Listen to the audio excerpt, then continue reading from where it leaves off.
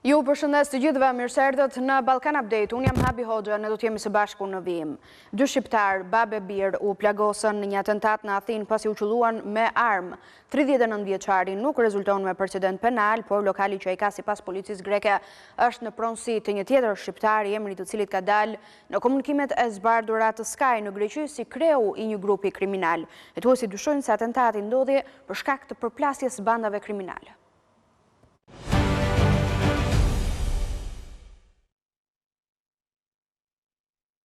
Dy shqiptar janë plagosur me armëzjarri në një atentat të ndodhur mëngjesin e së hënës në Athinë. Si pasojë të shtonave plumbat kanë kapur 39 vjeçarin Negri Sinovarfaj dhe babain e tij 70 vjeçar. Sipas policisë greke, dy të plagosurit ndodhen jashtë rrezikut për jetën. Dyshimet e policisë janë se ky atentat ka ndodhur për shkak të përplasjeve mes bandave kriminale greko-shqiptare. Pavarësisht se 39 vjeçari Negri Sinovarfaj nuk rezultoni përfshirë në ngjarje kriminale, ai kishte në pronësi lokalin edhe ku ndodhi atentati. Ky lokal sipas hetuesve grek kishte si pronar të vërtet një tjetër shqiptar, 34 vjeçarin nga Vlora, Andon Salati, i cili rezulton se është një nga drejtuesit e një bande kriminale që vepron në Athinë. Lokali ku ndodhi ngjarja është përmendur në dosjen dhe në përgjimet në Sky ECC në Greqi, ku godit një bandë shqiptare në dhjetor të 2024-s. Në atë kohë bashkë me Andon Salatin u arrestuan 14 shqiptar të tjerë dhe disa shtetas grek. Ata ishin të përfshirë në trafikimin e kokainës dhe heroinës nga Shqipëria, Spanja, Amerika Latine drejt Greqisë. Andon Salati sipas dosjes së operacionit në dhjetor të 2024-s, konsiderohet një nga krerët e një prej grupeve kriminale në bashkëpunim me Denis Grabockën. Salati, i cili njihet me pseudonimet Sal, Sala dhe Toni, rezulton përdorues si Sky ECC dhe Encrochat. Pjesë e grupit të Andon Salatit ishte edhe Aleksandar Sadikaj nga Memaliaj, i ekzekutuar në Tiranë në 2022 pas shpërthimit të eksplozivit në makinë. Edhe kjo ngjarje u pasua me disa ngjarje të tjera të rënda kriminale në Shqipëri. Në dhjetor të 2022 dyshohet se në shenjë hakmarrje në Shqipëri u vra Edmond Papa, gjithashtu i përfshirë në një tjetër bandë kriminale në Greqi. Për vrasjen e Edmond Papës u dyshua se organizua nga daja i Aleksandar Sadikaj, Andrea Kalemi dhe miq të tij. Edhe Andrea Kalemi, i njohur si Tik Kalemi, është lakuar se drejton një bandë kriminale që merret me trafikun e drogës në Athinë. Ndërkohë Andon Salati dhe Denis Grabocka rezultojnë pronar të fshehtë një kompanie që jep makina me qira në Athinë, por edhe bizneset të tjera që i kanë vënë në emër të personave të tretë. Salati në shkurt të 2016 rezulton të jetë ndaluar nga policia shqiptare në pikën e kalimit kufitar të Kakavijës me 148.000 euro cash, të cilat po tentonte t'i fuste në Shqipëri, por për këtë është proceduar penalisht në gjendje të lirë. Nga viti 2018 deri në 2020 ai ka qenë burgosur si kreu një grupi kriminal që shiste lëndë narkotike në Athinë dhe në Mykonos. Pavarësisht kësaj, ai vazhdonte kontrollin e trafikut dhe shpërndarjes së drogës nga burgu përmes platformave të kriptuara.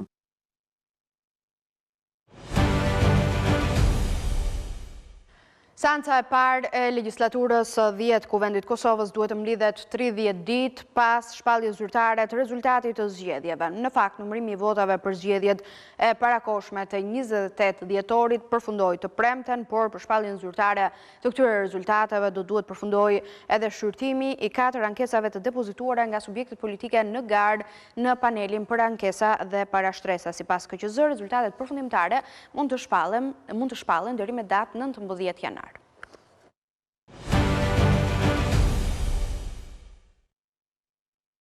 Seanca e parë e legjislaturës së 10 të Kuvendit të Kosovës duhet të mlidhet 30 ditë pas shpalljes zyrtare të rezultatit të zgjedhjeve. Numërimi i votave për zgjedhjet e parakohshme të 28 dhjetorit përfundoi të premten, por për shpalljen zyrtare të rezultatit duhet të përfundojë edhe shqyrtimi i ankesave të depozituara nga subjektet politike në garë në panelin për ankesa dhe parashtresa. Në këtë panel deri më tani kanë shkuar 4 ankesa, të cilat janë në fazë shqyrtimi. Zëdhënësi i Komisionit Qendror të Zgjedhjeve Valmir Elezi në një konferencë për media deklaroi se rezultatet përfundimtare mund të shpallen përpara 19 janarit. Pas seancës konstituive, zgjedhjes së kryeparlamentarit dhe nënkryetarëve të kuvendit, presidenti e propozon kuvendit kandidatin për kryeministër në konsultim me partinë politike ose koalicionin që ka fituar shumicën e nevojshme në kuvend për të formuar qeverinë. Kandidati i caktuar për formimin e qeverisë më pas duhet ta paraqes përbërjen e qeverisë para deputetëve, jo më vonë se 15 ditë pasi të jetë mandatuar. Sipas rezultateve preliminare, Lëvizja Vetëvendosje ka fituar 51.11% të votave në zgjedhjet e 28 dhjetorit, duke marrë 57 ulse në Kuvendin e Kosovës. Partia Demokratike e Kosovës renditet e dyta me 20.19% të votave, me 22 deputet. Lidhja Demokratike ka fituar 13.23% të votave, pra 15 deputet, ndërsa Alianca për Ardhmërinë e Kosovës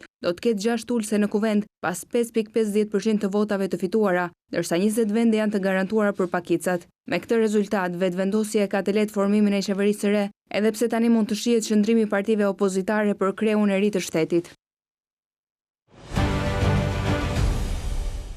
Do të marrim një koment edhe sot për zhvillimet politike në Kosovë, ftoi në këtë komunikim për herë të parë në fakt në Ballkan Update Armend Demaku, analist. Armend, përshëndes, faleminderit për kohën, mirë se erdhe në ABC News.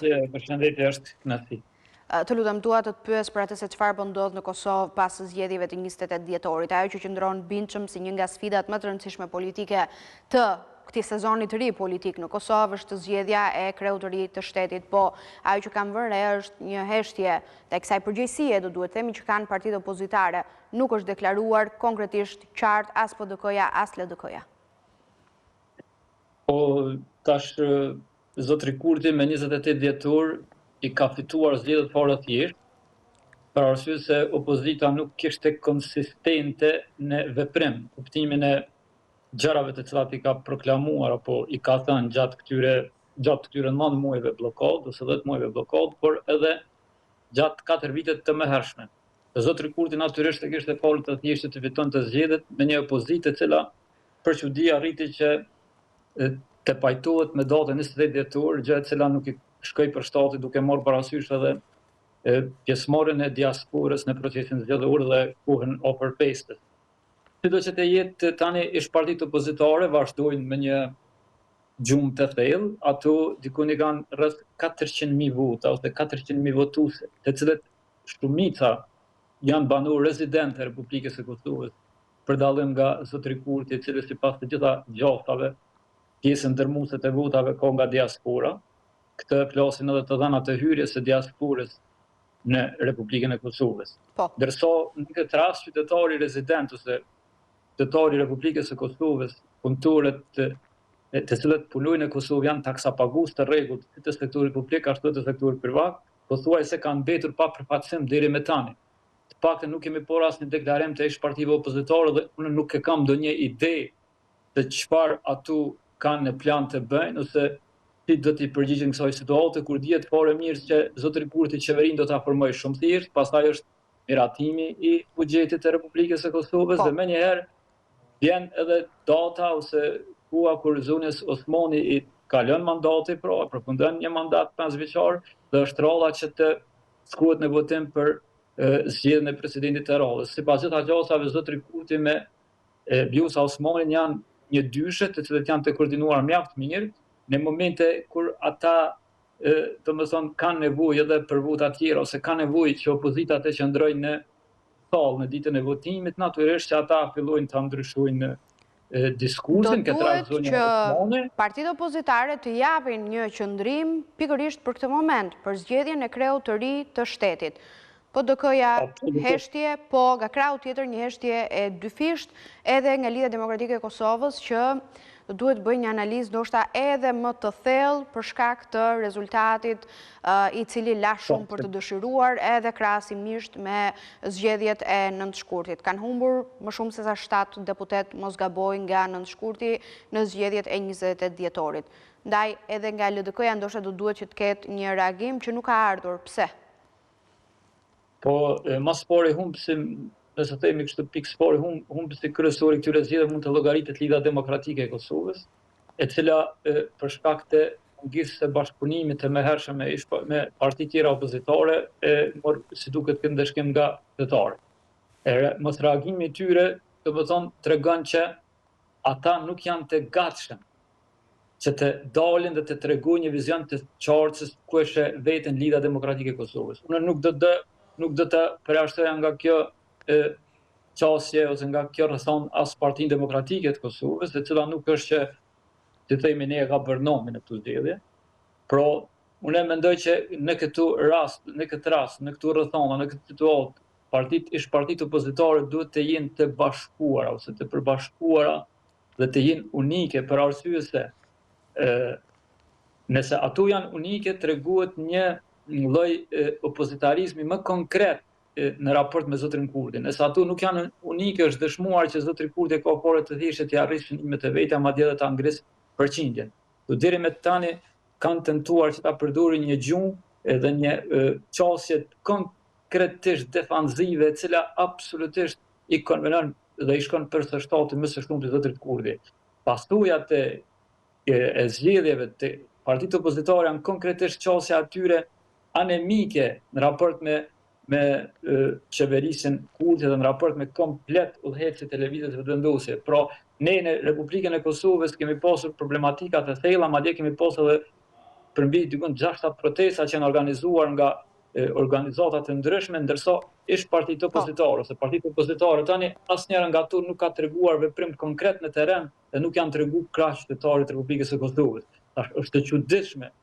Është e çuditshme se si domethënë ka kaluar kjo kohë, nuk e kemi asnjë prononcim konkret dhe asnjë vizion konkret. Disa prej antarëve të pakoordinuar të dy partive dalin dhe dhanë deklarata sharlataneske, siç është rasti i antarët e Lidhjes Demokratike të Kosovës, i cili tash ka arritur që pas 10 viteve ta fajsoj zotrin Hashim Thaçi pse Lidhja Demokratike e Kosovës ka Romi. Domethënë komplet janë pa ide. Janë komplet pa vizion këtë rast, sidomos Lidhja Demokratike e Kosovës. Ju thatë Armend një element shumë të rëndësishëm në qëndrimin politik, që duket se PDK-ja dhe LDK-ja i bëjnë kështu konkurrencë njëra tjetrës në vend që të ishin serioze, po themi në prezantimin e tyre përballë vetëvendosjes. Armend, vetëm brenda këtyre ditëve do të kemi shumë shpejt, besoj, edhe shpalljen e rezultatit në mënyrë zyrtare të zgjedhjeve të 28 dhjetorit dhe do të kemi mundësi që të bisedojmë për gradualisht atë se çfarë do të ndodhje në skenën politike në Kosovë. Nëse do të jeni në Tiranë më gjatë, ndoshta në studio. Ju falenderoj, ju përshëndes shumë për kohën. Ishte kënaqësi, përshëndetje për ju. Ka pasur një tjetër zhvillim këtë të diel në Republikën e Maqedonisë së Veriut, zgjedhje të përsëritura në 4 komuna. Aleanca Kombëtare për Integrim e drejtuar nga BDI Ali Ahmetit ka marrë 2 prej tyre. Njemi pak me çfarë ka ndodhur.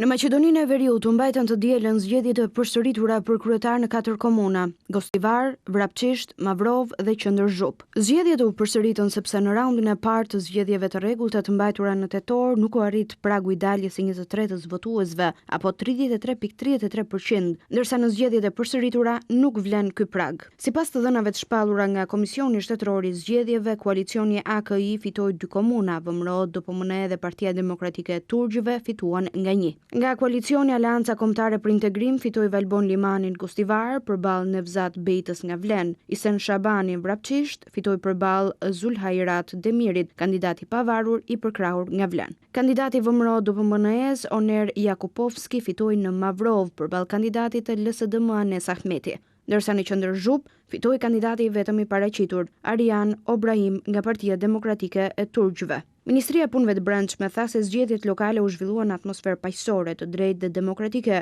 gjatë së cilave nuk u regjistrua asnjë incident apo shqetësim i rendit publik. Nxitur nga rezultati i zgjedhjeve të përsëritura, kreu i Aleancës për Shqiptarët Arben Taravari ka paralajmëruar mbajtjen e zgjedhjeve të parakohshme parlamentare gjatë vitit 2026, duke theksuar se ato mund të zhvillohen në maj ose në tetor. Komente Taravari bëri pas fitores kandidatëve të koalicionit AKI Gostivar dhe Vrapçisht, duke cilësuar këtë rezultat si dëshmi të një fryme të re politike që sipas tij do të vazhdojë edhe në zgjedhjet parlamentare. Ndërsa kreu i BDI Ali Ahmeti akuzoi pushtetin qendror se në zgjedhjet e rregulta të tetorit ka përdorur sabotazh që të paraneloj fitoren e AKI-s në këto 2 komuna.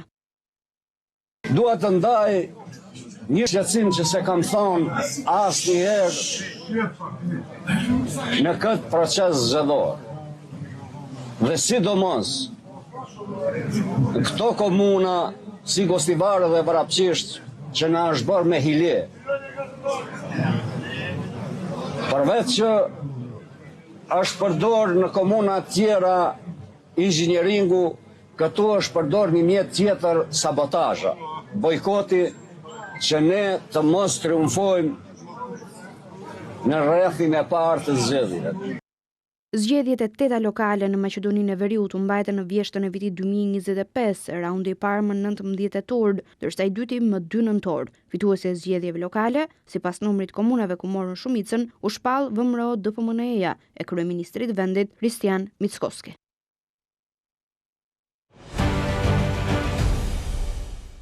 Maqedonia e Veriut më bashkohet në një komunikim të drejtë për drejtë, Faton Murseli. Profesor, ju përshëndes, faleminderit për kohën. Do doja që në fillim të mirë kuptoje për shkak të intensitetit të lartë që do duhet t'i japim bisedës, sepse kam vetëm pak minuta në dispozicion. Megjithatë, zgjedhjet e përsëritura në Republikën e Maqedonisë së Veriut i dhanë kështu përfundimisht vulën, mbylljes së një procesi të gjatë të 2 raundeve të zgjedhjeve lokale, raundi i parë në tetor dhe pjesa tjetër në nëntor. Ka pasur deklarata gjithsesi të forta politike ku është thënë nga palët shqiptare se është zgjuar, po themi, qëndrimi i tyre, kam fjalën për AKI-n, të cilët thonë se vetë do të shkojnë në zgjedhjet parakoshme, janë të gatshëm të shkojnë në pranverën e 2026-s. Në fakt, do të lëvizë kaq fort skena politike në Shkup? Zgjedhjet komunale këtu në Republikën e Maqedonisë së Veriut më shumë ishin politike se sa një ofertë, të themi, konkrete për zgjidhjen e problematikave të qytetarëve. Janë zhvilluar zgjedhjet e përsëritëse, siç thatë edhe në paralajmërim, në Gostivar dhe në Vrapçish, të cilët janë 2 komuna relativisht të vogla shqiptare, por me në atë tablon e madhe të komunave shqiptare me pak peshë politike. Është fituar, domethënë, kanë fituar kandidatët e Aleancës Kombëtare për Integrim, me BDI-n dhe me zotin Taravari të Aleancës për Shqiptarët. Këtu në Republikën e Maqedonisë së Veriut në këto zgjedhje ka pasur shumë zhvillime se i përket taborit politik shqiptar, ka pasur shumë koalicione të themi të panatyrshme, koalicione, prishje koalicionesh, ecejake të partive të ndryshme politike prej andej dhe këndej, sepse këtu kemi tashmë 2 tabore të mëdha, siç e dini, koalicionin Vlen të disa partive politike shqiptare dhe koalicionin AKI që prin Bashkimi Demokratik për Integrim. Unë mendoj që zgjedhjet e përsëritura sidomos në Gostivar, ishin ngarnim i të res ndaj të vjetrës, domethënë njerëzve të rinj ndaj njerëzve të vjetër, ku siç dihet domethënë fitoi Valbon Limani, ka shi domethënë kandidati tjetër në Gostivar, i cili domethënë disa herë radhazi kandidonte për komunën e Gostivarit, por kjo në zgjedhje lokale e cila mendoj që nuk është këto 2 komuna nuk janë mjaft me rëndësi se i përket gjetjes shqiptare në Maqedoni dhe se i përket kërkesës për zhvillimin e zgjedhjeve të parakoshme parlamentare të them. Po, se këtu do doja të qëndroja tani në përfundim të bisedës, se pashi ishin ndezur përsëri këto qëndrime politike për çuarjen e vendit të zgjedhjet parakoshme, po nga këto zgjedhje për që në realisht VMRO DPMNE-ja e Mickoskit mori mbi 40 komuna, kështu që besoj nuk ka ndonjë kërcënim real në këtë drejtim. Ndoshta diçka mund të bëhet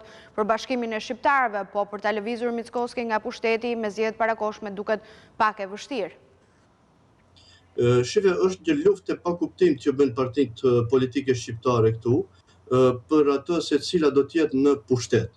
Domethënë, lufta e partive politike shqiptare në Maqedoninë e Veriut zhvillohet se cili tabor do t'jetë në pushtet, ose cili tabor politik ka legitimitetin, siç është diskutuar, domethënë, kohë më parë legitimitetin e shqiptarëve për të qenë në pushtet. Nuk diskutohet fare, domethënë, alternativa e zgjidhjes së çështjes shqiptare në Republikën e Maqedonisë së Veriut, por me rëndësi për të gjithë është pushteti.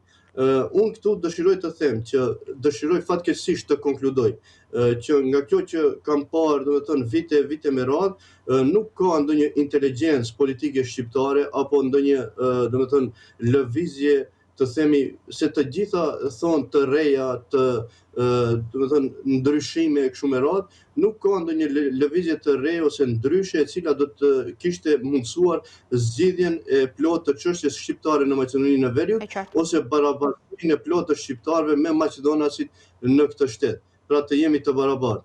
Dhe në qoftë se nuk ekziston kjo, atëherë ne do duhet të shkojmë në tema të tjera të diskutohen temat të tjera, të cilët kanë ngelur përgjys, dhe zgjidhja në çështjes shqiptare ndoshta t'u lëm të tjerëve, forsave më të mëdha, si për shembull forsave perëndimore europiane, domethënë atyre faktorëve dhe domethënë njëkohësisht dhe shtetit am ton apo shtetit shqiptar, i cili domethënë duhet intensifikisht të punoj me shqiptarët në Republikën e Maqedonisë së Veriut. Pra çështjet tjera që zgjidhja nuk mund të vijë dot nga brenda. Profesor, ju falenderoj shumë dhe ju falenderoj sigurisht edhe për mirëkuptimin, për një analizë të ngjeshur në kaq pak minuta. Me siguri në një hapësirë tjetër ju do të nderoni përsëri për ta zgjeruar atë se çfarë po ndodh me faktorin shqiptar Maqedoninë e Veriut. Faleminderit shumë për këtë mundësi që jep. Faleminderit. Kemi mbritur në fund të Ballkan Update. Ju rikujtoj si gjithmonë adresën tonë zyrtare të webit abcnews.al, ku mund të klikoni dhe të njihni me lajmet më të fundit, po dhe të na ndiqni përmes valve të radios në 105 FM. Vjoni qëndroni me ne. Faleminderit për vëmendjen.